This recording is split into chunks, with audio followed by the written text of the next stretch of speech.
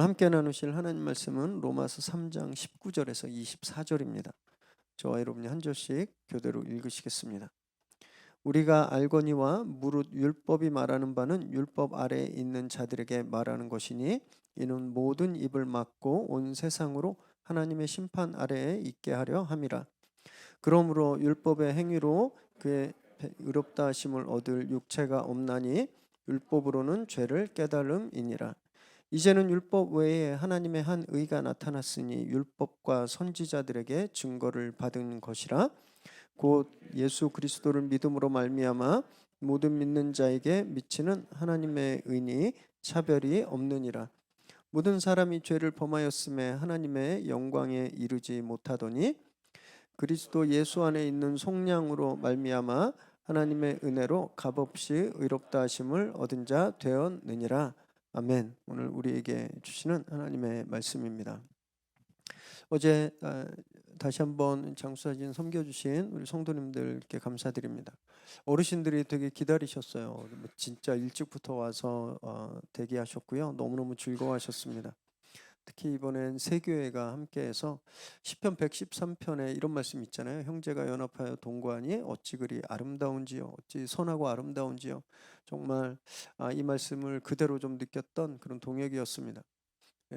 한 4년 만에 다른 교회 권사님들 뵀는데 너무 반가워하시고, 또 어제 새로 사역하시는 다른 교회 성도님들 보면서도 너무너무 반가웠습니다.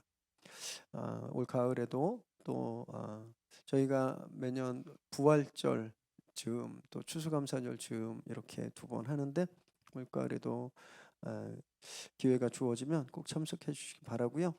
5월 한 달 동안 저희가 이제 그리스도의 편지가 실제로 되어보는 그런 훈련을 하게 됩니다. 저희가 매년 슬로건을 교회 표어를 걸었는데 사실은 그냥 벽에 장식 정도로, 그리고 또 몇 개월 지나면 잘 안 하게 되고 잊어버리게 되고 좀 그래서 올해는 진짜 저희가 한 달간 예수님의 편지가 되보는 그런 실천을 해보면 어떨까 싶었습니다. 그래서 주일 5월 첫째 주부터 주일 예배 후에 저희가 중앙 광장에 가서 주님의 편지를 전하는 사역을 하게 되는데, 저는 모든 성도님들이 어떤 모습으로든지 단 한 분도 빠짐없이 참여하시길 바랍니다. 직접 3가지 방법이 있는데요. 참여하시는 방법이 직접 가셔서 사역을 섬기는 방법이 있고, 이 사정이 안 되면 그 시간에 기도해 주시는 겁니다. 그리고 또 마음이 있으시면 플로잉으로 참여하시는 겁니다. 저희가 전도와 셔츠 전도지를 새로 다 제작해야 되는데 여러분들이 섬기실 기회가 너무너무 많습니다. 그래서 어떤 방법으로든지 한 분도 빠짐없이 한 마음으로 이 사역을 저희가 좀 함께 좀 사역하면 하나님께서 굉장히 기뻐하시겠다 싶습니다. 또 마침 이 저희가 편지의 달을 마치자마자 리트릿을 가잖아요. 그래서 굉장히 설렙니다. 뭔가 성령께서 우리가 이제 만 6년 차 창립 주일이지만 이제 7년 차를 시작하는, 성령께서 뭔가 새로운 전기를 교회에게 허락하시고 있지 않나, 이런 영적인 설레임, 그런 긴장감을 좀 경험하고 있는데, 이 사역을 열심히 참여해 주셔서 정말 성령께서 우리에게 주고 계시는 그런 비전과 계획들을 저와 여러분이 동일하게 좀 느끼게 되시기를 정말 바랍니다. 모든 물건엔 다 사용 목적이 있습니다. 고유한 기능이 있어요.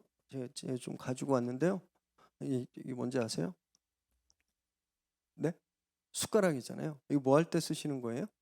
밥 먹을 때 또는 국 먹을 때. 요거는 뭔지 아세요? 잘 안 보이시죠? 요거 뭔지 아세요?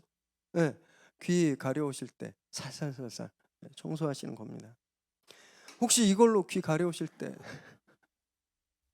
이거로도 안 들어가도록 이제 해봤는데, 이거로 귀 간지러우실 때 하시는 분 안 계시죠? 혹시 이걸로 밥 드시는 분 계세요?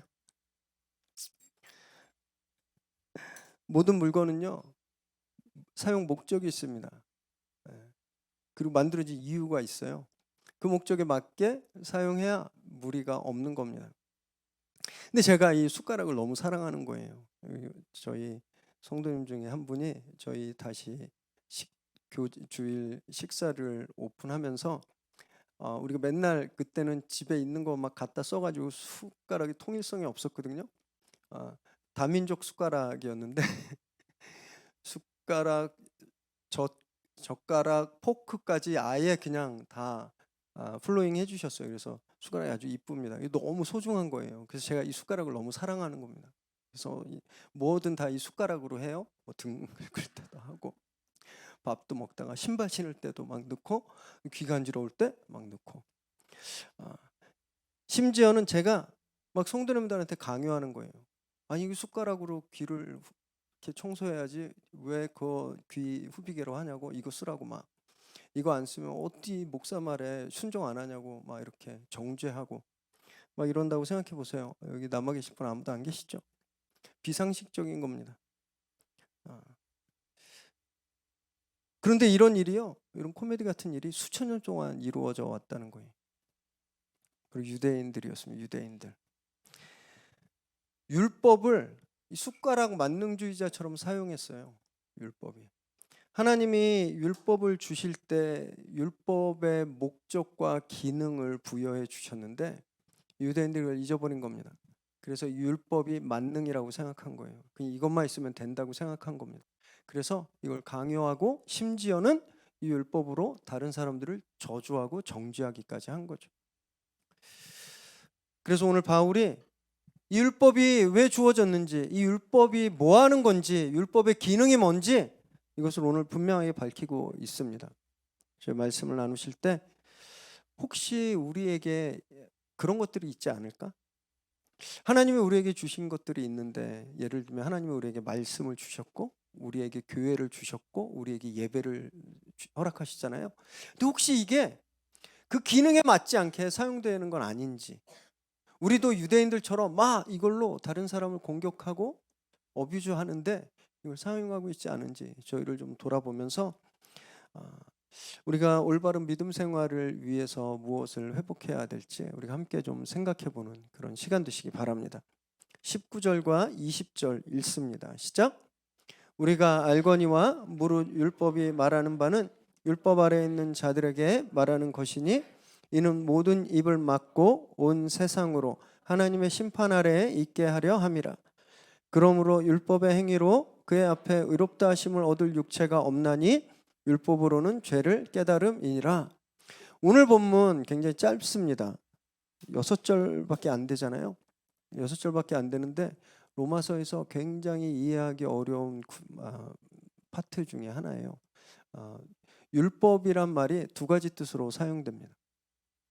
율법, 모세의 율법을 뜻하기도 하고 그냥 일반 법으로 사용되기도 해요. 혼용돼서 사용되기도 하고 바울의 이 논리가 아주 집약돼 있습니다.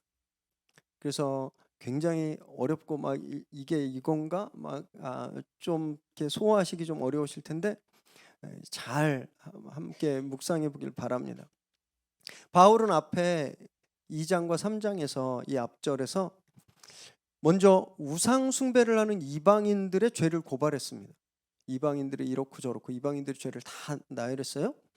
그리고 나서 율법을 가지고 있는 유대인들도 똑같은 죄인이다, 너희도 똑같아 라고 말했습니다. 심지어는 충격적이게도 예수를 믿는 우리, 교회를 다니는 우리도 똑같다라고 말했습니다. 우리가 유대인이든 이방인이든 아니면 개종한 크리스찬이든 죄 앞에선 평등하다는 거예요. 법 앞에서 만민이 평등한 것처럼 죄 앞에서 만민이 평등하다는 겁니다. 죄는 유대인이라고 해서 봐주지 않고 이방인이라고 봐주지 않고 예수 믿는 사람이라고 봐주지 않는다라는 거예요. 이 이야기를 했습니다. 그래서 여기 19절에 보면 율법이 말하는 바는 이랬잖아요. 율법이 실제 하는 일은 뭐냐 하면 이렇게 말하는 겁니다. 율법 아래에 있는 자들에게 율법이 말하는 거야. 율법 아래에 있는 자는 모세 율법을 가지고 있는 유대인뿐만이 아니라 우리 이전에 봤잖아요. 바울이 뭐라고 얘기했냐면 율법이 없는 이방인들도 하나님을 알 수 있다라고 말했습니다. 왜냐하면 하나님께서 그 안에 자연법, 양심의 법을 주셨기 때문에. 양심의 법. 그러니까 여기서 율법 아래는 모세 율법과 양심법을 다 포함한 거예요. 유대인이라서 모세 율법을 가지고 있는 사람이든 아니면 유대인이 아니라서 모세 율법은 없지만 하나님이 주신 양심의 법을 가지고 있는 사람이든 법이 하는 기능은 똑같다라고 말하는 겁니다. 이 법이 하는 기능은 뭐냐 하면 하나님의 법정 앞에 섰을 때 아무 말 못하게 하기 위해서 법이 주어졌다라는 거예요. 아무 말 못하게. 이런 겁니다. 보통 법이 우리를 지켜줍니다. 우리가 법을 어기지 않는 한. 그래서 저희가 안 잡혀가요. 왜? 강도 안 하시잖아요. 강도죄도 안 하시고 도둑질도 안 하시고 그냥 해봤자 뭐 교통법규 어겨서 벌금 조금 낸 거 외에 재판 받아보신 적 별로 없으시죠? 물론 민사재판 말고 형사재판 받아보신 적 없으시잖아요? 법을 안 어기니까. 그 법이 우리를 지켜주는 겁니다. 그런데 우리가 법을 어겨서 법정에 서면 그땐 법이 우리를 지켜주지 않아요. 그땐 법이 우리를 공격합니다. 검사가 판사 앞에서 조목조목 따지면서 몇 월 며칠 몇 시 몇 분에 당신 이거 했지? 이건 이거 위반이야. 형법 몇 조 몇 항 위반이야. 계속 우리를 공격해요. 그래서 피고가 아무 말 못하는 거죠. 법이 내 잘못을 계속 드러내니까 할 말이 없는 겁니다. 이 법처럼 율법이 유대인들이 가지고 있는 모세 율법이나 아니면 유대인이 아닌 이방인들이 가지고 있는 양심법이나 우리가 하나님 앞에 섰을 때 우리가 잘못한 것을 조목조목 하나님한테 고소한다라는 거예요. 기소한다라는 거예요. 그래서 그 앞에서 모든 입이 다 막힌다라는 겁니다. 할 말이 없어진다라는 거예요. 그게 다 사실이니까. 모든 입이 막고 온 세상이 그렇게 하나님의 심판 아래 있게 하기 위해서 이 법이 주어졌다라는 거예요. 그러니까 율법의 기능은 뭐예요? 우리를 고발하기 위한 겁니다. 우리에게 무슨 잘못을 저질러줬는지 그걸 기소하기 위해서 율법이 주어진 거예요. 그래서 20절에 율법은 죄를 깨닫게 하는 거다라고 말하는 겁니다. 율법은 우리에게 무엇이 죄라고 하는지 알려주는 거다. 이것이 율법의 기능이라는 거예요. 율법의 기능. 그러니까 아까도 말씀드렸잖아요. 이 세상 법정에서는 법을 지키면 재판 안 받습니다. 고발 안 당해요. 그래서 저희가 지금 이렇게 자유스럽게 예배드리는 거예요. 그런데 하나님의 법, 하나님이 모세의 율법으로 주신 법, 우리에게 양심으로 주신 법, 이거 다 지킬 수 있는 분 계세요? 다 지킬 수 있으세요? 불가능합니다. 불가능해요.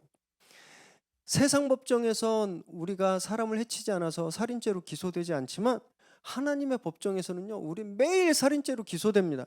요한일서 3장 15절 우리 함께 읽습니다. 시작. 그 형제를 미워하는 자마다 살인하는 자니 살인하는 자마다 영생이 그 속에 거하지 아니하는 것을 너희가 아는 바라. 요한이 말하는 거예요. 네가 직접 죽이지 않아도 미워하는 마음만 먹어도 살인하는 거다라는 겁니다. 지금까지 이렇게 살아오시면서 한 명도 안 미워해 보신 분 계세요? 어떤 목사님이 이거하고 똑같은 질문을 설교 시간에 했습니다. 막 여기서 다른 사람 안 미워하시는 분 손 들라고 딱 그랬더니 할아버지 장로님이 손을 딱 드셨대요. 얼마나 당황했겠습니까? 그게 아닌데 목사님이 얘기한 건 그게 아닌데 앞에서 할아버지 장로님이 손을 딱 드니까 목사님이 당황해서 장로님 진짜예요? 이렇게 물어봤대요. 그랬더니 장로님이 하신 말씀이 내가 미워했던 사람들이 다 죽었어요. 미워한 사람이 다 죽어서 이제 없다는 거예요. 우리 그런 존재예요. 둘 중 하나 죽기 전까지 계속 미워하는 존재가 우리입니다. 무슨 말이에요? 우린 계속 살인죄를 저지르고 있다는 거예요. 하나님 법정에 딱 섰는데 양심의 법이 하나님의 법이 언제 몇 월 며칠 예배드리면서 누구 미워했지? 살인죄. 또 그 다음 주에 누구 복도에서 마주쳤는데 미워했지? 살인죄. 계속 기소하니까 그 앞에 할 말이 없는 거예요. 율법이 그런 기능을 한다라는 겁니다. 그러니 율법은 되게 좋은 거고 소중한 거예요. 그게 없으면 뭐가 죄인지 모르니까. 그런데 그 율법을 지킬 수가 없다는 게 문제인 거예요. 아무도 그 율법을 지킬 수가 없는 겁니다. 그러니 어떻게 의롭게 되겠어요? 불가능하다라고 바울이 말하고 있는 겁니다. 그런데 지킬 수도 없는 법을 가지고 있다고 우리는 의로와 이렇게 말하는 건 진짜 넌센스죠. 황당무계한 거죠. 바울이 지금 그렇게 이야기를 하는 거예요. 로마 교회에 여전히 그렇게 생각하는 사람들이 있었습니다. 율법주의자들. 이분들은 여전히 율법이 구원의 필수 조건이라고 생각했어요. 그래서 고기를 먹으면 안 되고 절기를 지켜야 되고 무엇보다 할례를 받아야 된다라고 이야기했어요. 이거 안 하면 구원 못 받는다라고 이야기했어요. 바울은 그거 아니다라고 말하는 겁니다. 할례, 절기 지키는 거, 고기 안 먹는 거, 그 기능 다른 건데 왜 아까 제가 막 숟가락으로 이렇게 막 웃으셨잖아요. 이것처럼 넌센스라는 거예요. 율법의 기능이 그게 아니다라고 말하는 겁니다. 더 큰 문제는 이 사람들이 그 율법 자기들도 다 지킬 수 없으면서 율법이 없는 사람들을 정죄하는 거예요. 짐승 취급하고 공격하는 겁니다. 그 율법으로. 더 큰 문제죠. 그래서 바울이 지금까지 계속 율법을 갖고 있다고 이 죄에서 자유롭지 않다고 계속 이야기해 온 거예요. 당시 율법주의자들이 율법을 가지고 남들을 공격했다면요, 우리는요 말씀을 가지고 종종 다른 사람들을 공격할 때가 있습니다. 자기도 못 지키면서 남에게 하라 그러는 건요 공격하는 거예요. 그런 의미로 본다면 저 같은 목사가 진짜 위험하죠. 설교 시간에 성도님들께 이렇게 하세요, 저렇게 하세요, 이렇게 하지 마세요, 이렇게 사세요 막 이야기하는데 정작 그 설교하는 목사가 그렇게 살지 못하면 이거 그냥 공격하는 겁니다. 말씀으로 때리는 거예요. 이 율법주의자들이 정작 자기들은 지키지 못하면서 율법이 없는 사람들을 정죄하고 공격하는 것과 똑같은 겁니다. 목사뿐만이 아니에요. 교회 리더십들도 이런 위험이 얼마든지 있습니다. CS를 멘티와 공부하면서 또는 커브를 인도하면서 또는 사역팀에서 조원들과 함께 사역을 하면서 우리가 얼마나 많은 지시를 하고 또 얼마나 많은 지도를 합니까? 정작 나는 그렇게 못 사는데 그렇게 살라고 이야기하는 경우 너무 많잖아요. 다 똑같은 겁니다. 말씀으로 때리는 거예요. 꽃으로도 때리면 안 되는데 이 말씀으로 그냥 막 때리는 겁니다. 그래서 저희는요 늘 말씀 앞에 겸손해야 됩니다. 말씀 앞에 우린 절대 이렇게 살 수가 없는 존재들이에요. 나도. 그러니 저분이 나보다 조금 더 그렇게 못 산다고 정죄해서는 안 되는 겁니다.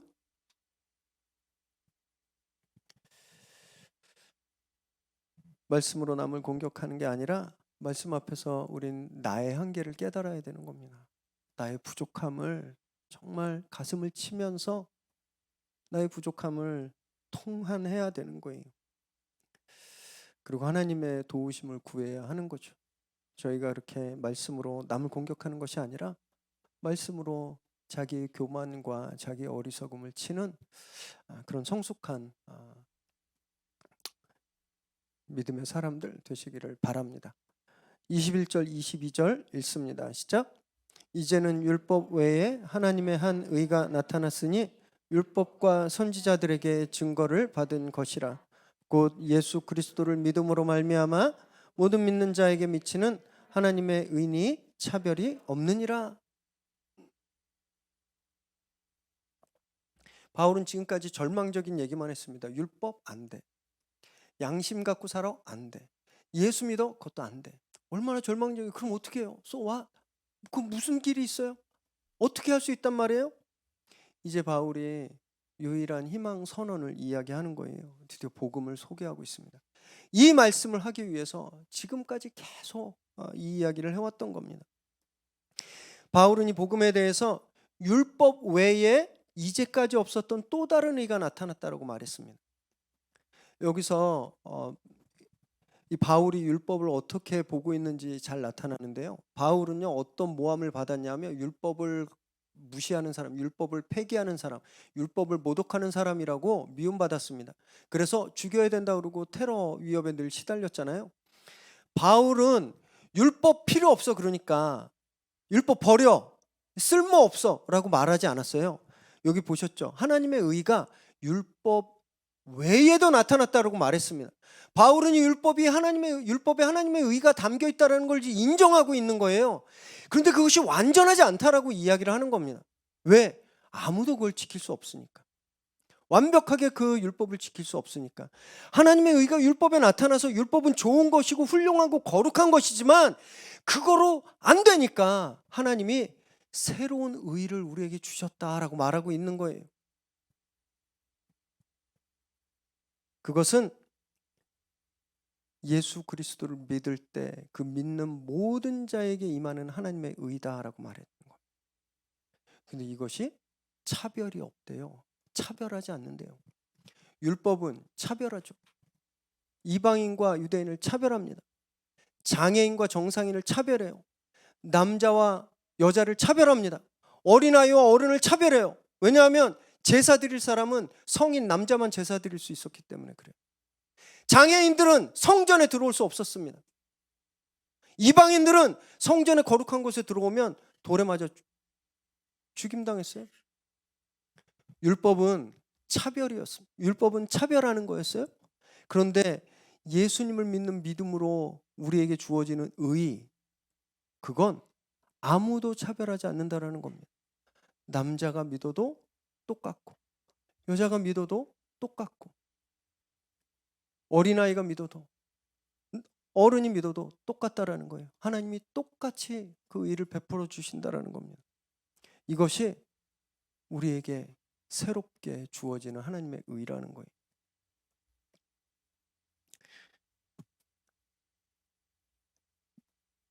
바울 로마서를 읽으면 진짜 무릎을 막 칠 때가 한두 번이 아닌데 이 본문에서 진짜 바울이 어떤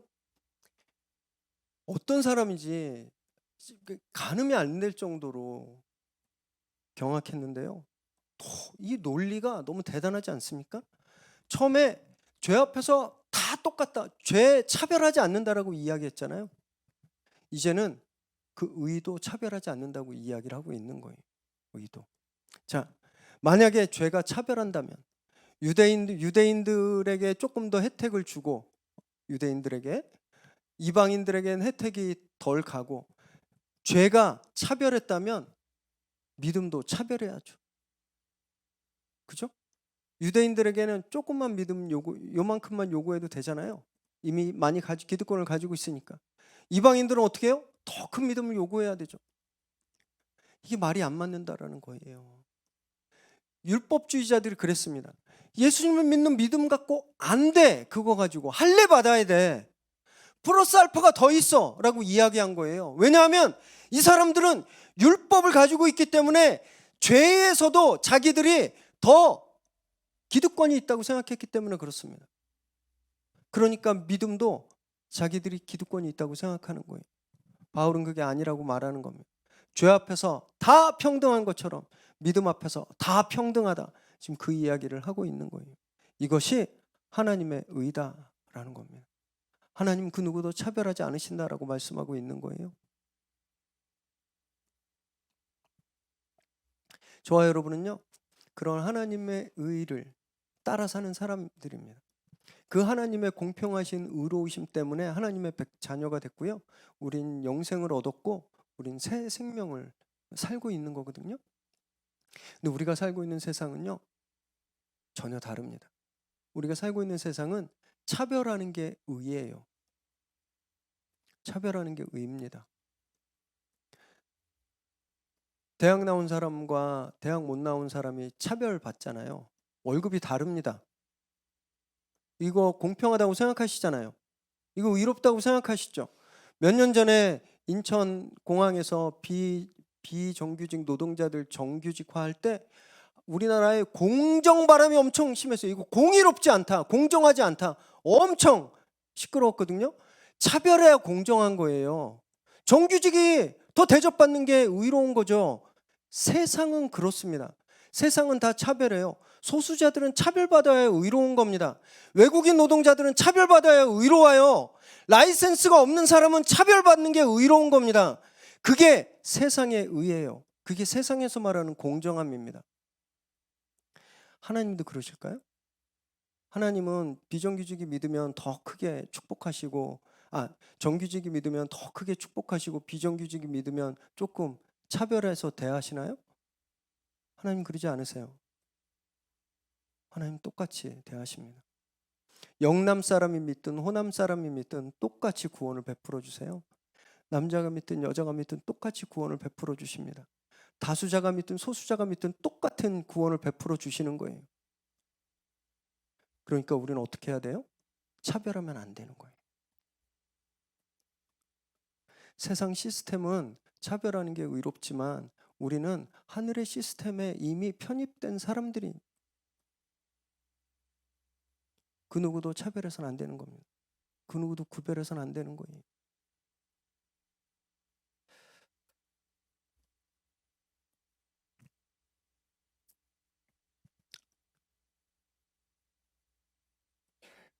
내가 비록 이 세상의 그런 시스템 속에 차별이 공의로운 시스템, 정의로운 시스템에 살고 있더라도 우리는요, 그렇지 않다라는 것을 보이며 살아야 되는 겁니다. 그러려면 더 적극적으로 살아야 돼요. 더 적극적으로 노력해야 되는 겁니다. 저는 어제 저희가 섬긴 장수사진이 그런 거라고 생각해요. 세상의 눈으로 보면 그 어려움 당하신 어른들은 그냥 사필귀정인 거예요. 그냥 젊었을 때 뭐 남들 열심히 노력할 때 그러지 않아서 그냥 저런 노년을 보내는구나. 이게 정의로운 거다. 세상의 눈으로 보면 그렇습니다. 또 우린 그렇지 않다고 생각하는 겁니다. 그래서 우리가 더 적극적으로 그분들을 섬기는 거예요. 관점이 다른 거죠. 이것이 예수님을 통해서 우리에게 주어진 새로운 의라는 겁니다. 저와 여러분이 그런 의로운 삶을 좀 살게 되시기 바랍니다. 믿지 않는 사람들은 아직 그 의로움을 모르는 사람들이에요. 그래서 우리가 그들에게 하나님의 의가 무엇인지 알려줘야 되는 거예요. 저희가 5월 한 달간 그 사역을 하는 겁니다. 이거 그냥 목사님이 시키니까 한다고 생각하지 마시고요. 그냥 내가 교회 좀 오래 다녔으니까 해야 되겠구나 이렇게 생각하지 마시고 하나님의 의로움을 전한다고 생각하십시오. 그런 거룩한 부담감으로 동참하시기를 바랍니다. 23절, 24절 읽습니다. 시작. 모든 사람이 죄를 범하였음에 하나님의 영광에 이르지 못하더니 그리스도 예수 안에 있는 속량으로 말미암아 하나님의 은혜로 값없이 의롭다 하심을 얻은 자 되었느니라. 한 번 더 반복하죠. 모든 사람 다 죄인이다 라고 말합니다. 그래서 하나님의 영광에 이르지 못했다라고 선언했어요. 이 하나님의 영광은 여러 가지로 생각해 볼 수 있습니다. 먼저는요, 하나님께 영광을 돌리지 못한다라고 생각해 볼 수 있어요. 사도행전 시리즈 끝난 지 얼마 안 돼서 말씀드리면 기억나실 텐데 사도행전 12장에 보면요, 헤롯이 백성들 앞에 은갈치 반짝이 옷을 입고 딱 섰을 때 막 햇빛 받아서 막 반짝반짝 빛나고, 그러니까 백성들이 헤롯을 신이 임하셨다, 저분의 목소리는 신의 목소리다 이러고 헤롯을 막 칭송했습니다. 헤롯을 막 신격화했어요. 그때 헤롯이 그 영광을 하나님께 돌리지 않아서 하나님이 치셔서 벌레 먹어 죽었다라고 되어 있거든요. 바로 이런 겁니다. 죄가 있으니까 자기가 이룬 걸 다 자기 건 줄 아는 거예요. 내가 지금 이만큼 사는 게 다 내 탓, 내가 잘해서인 줄 아는 겁니다. 하나님께서 나에게 베풀어 주신 것을 몰라요. 그래서 내가 누리는 것을, 그 감사를 하나님께 돌릴 줄 모르는 겁니다. 이 하나님의 영광이 이루지 못한다라는 거예요.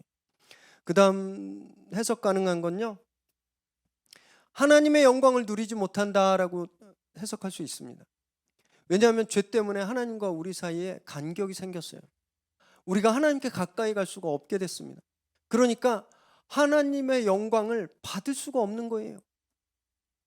그래서 하나님의 영광을 누릴 수 없게 되었다라고 해석할 수도 있는 거죠. 세 번째는 하나님의 형상대로 살 수 없다라는 뜻이 있습니다. 하나님이 우리를 창조하실 때 당신의 형상대로 창조하셨잖아요. 우리에게 거룩한 형상을 주셨습니다. 이마고데이, 거룩한 우리에게 하나님의 형상이 있었어요. 그런데 죄로 인해서 이 형상이 잃어버리게 됐죠. 그 다음부터는 우리가 하나님이 우리에게 주신 그 거룩한 형상에 맞는 삶을 살지 못하는 거예요. 하나님의 주신 거룩한 형상이 있었을 때는 동물들을 다스리고 자연을 다스리고 그리고 잘 질서를 유지하면서 할 수 있는 능력이 있었는데, 하나님의 형상을 가진 그런 가치, 그런 능력이 있었는데 그걸 잃어버리니까 그러지 못하는 겁니다. 그러니까 세계를 계속 파괴하고 자연을 계속 훼손하고 서로 죽이고 그런 삶을 사는 거잖아요. 이게 다 죄 때문이라는 거예요. 종합해 보면 우리는 죄 때문에 하나님의 거룩한 형상을 잃어버렸고 하나님 앞에 나아갈 수 없고, 그래서 하나님의 그 거룩하심, 그 영광을 우리가 쐴 수 없게 되었다라는 겁니다. 모든 사람은 그 거룩한 지위를 박탈당했다라고 말하고 있는 거예요. 그런데 이게 율법으로도 회복이 안 된 겁니다. 이스라엘이 그 오랜 세월 동안 율법을 가지고 신주단지처럼 모시고, 그 바리새인들 중에 열성 바리새인들은 6살, 7살 때 이미 펜타투크, 모세오경을 다 외웠대요. 창출, 레미, 신, 창세기 1장 1절 다 외우실 수 있는 분 없죠. 얘네들은 모세오경 5권을 다 외웠대요. 그 열심으로도 안 된다라는 거예요. 진짜 뼈를 깎는 고통으로 벽을 보면서 수련하고 양심을 지키며 살아도 회복이 안 되는 겁니다. 하나님의 형상이. 그런데 그 불가능했던 일이 내 의지와 상관없이, 내 노력과 상관없이 어느 날 우리에게 딱 주어진 거예요. 예수 그리스도 때문에. 예수 그리스도께서 십자가에 달려 죽으심으로 그 일을 완성하셨어요. 그래서 내가 그걸 믿기만 하면, 내가 여태까지 무슨 수를 써도 안 되던 것, 내가 몸부림쳐도 안 되던 것, 내 전부를 쏟아 넣어도 안 되던 것이 그 주님을 믿는 순간 해결되는 겁니다. 이것이 우리에게 온, 하나님이 우리에게 은혜를 주신 하나님의 새로운 의라는 거예요.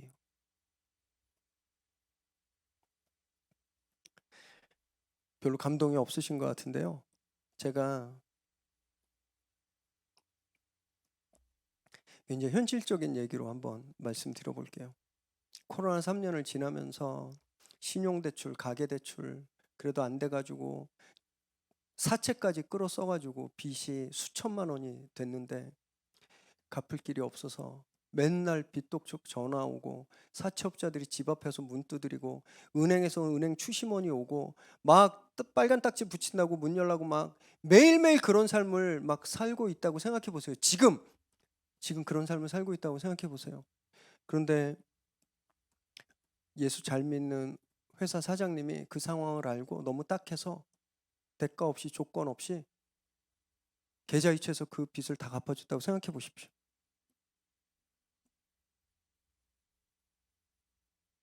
그분 앞에서 그냥 이렇게 뜨뜻미지근하게 계실 수 있겠어요?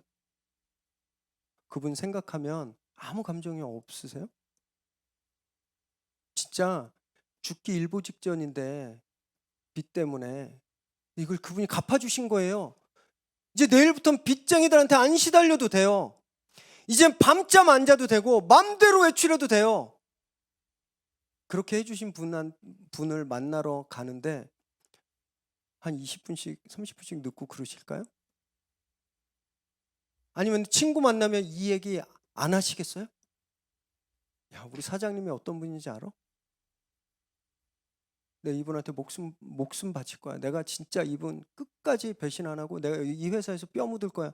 이렇게 하지 않으시겠습니까? 그분을 만나는 자리에서 막 얼마나 감사하겠어요. 막 그러지 않겠어요? 우리는 돈 몇 천이 아니라 우리 목숨, 우리 죽은 목숨이었습니다. 그것도 영원히 죽은 목숨. 그냥 죽었어요. 그런데 그 목숨을 살려주신 분을 만나는데 가슴이 안 뛰어요. 그분을 만나러 교회에 오는데, 그분을 예배하러 오는데 아무 감정이 없어요. 뭐가 잘못됐죠?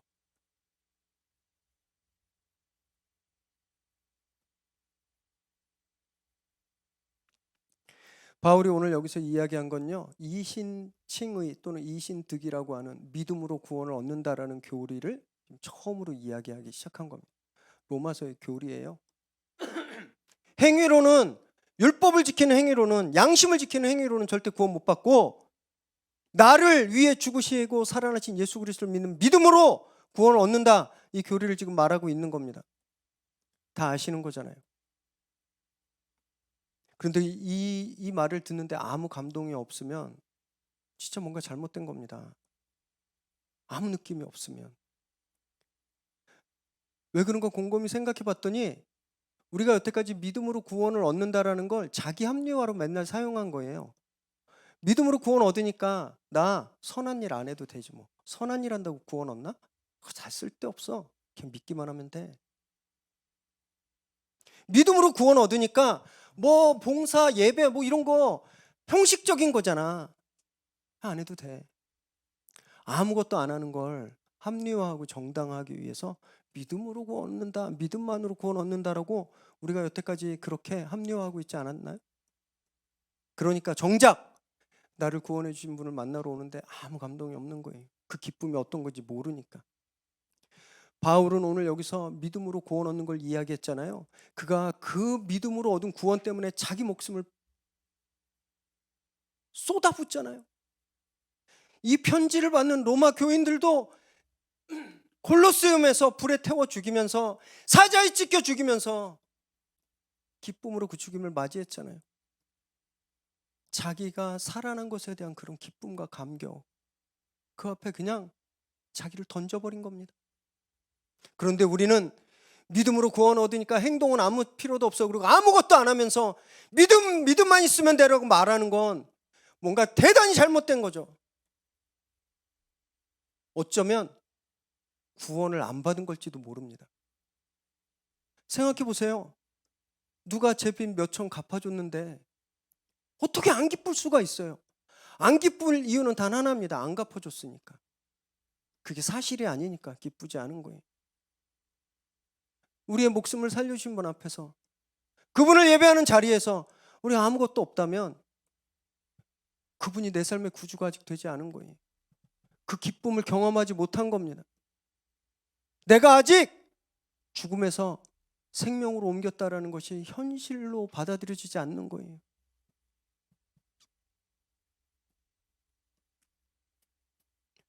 여러분, 저와 여러분은요, 엄청난 은혜를 입은 사람들입니다. 그냥 생각하면 막 가슴이 떨려야 되는 거예요. 막 전율이 일어나야 되는 겁니다. 주님만 생각하면 막 눈물부터 나야 되는 거예요. 그분이 아니면 죽었습니다. 우린 죽습니다. 영원히 죽습니다. 근데 그분이 저 대신 죽으심으로 우리 살리셨잖아요. 내 생명의 은인입니다. 그분 앞에 설 때 이 영혼의 떨림이 없다면, 이 전율이 없다면 뭔가 나한테 굉장히 큰 문제가 있는 겁니다.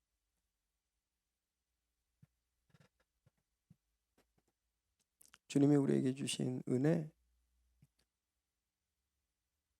정말 그 은혜에 반응하고 그 은혜에 우리 영혼이 떨리는 그런 저와 여러분 되시기 바랍니다. 예배할 때마다 그 기쁨을 도저히 참을 수 없는 그런 예배를 드리시기 바라요. 그래서 하나님의 의를 소유한 자로서 그 하나님의 의를 또 세상에 증거하고 나타내는 저와 여러분 되시기를 주님의 이름으로 축원합니다.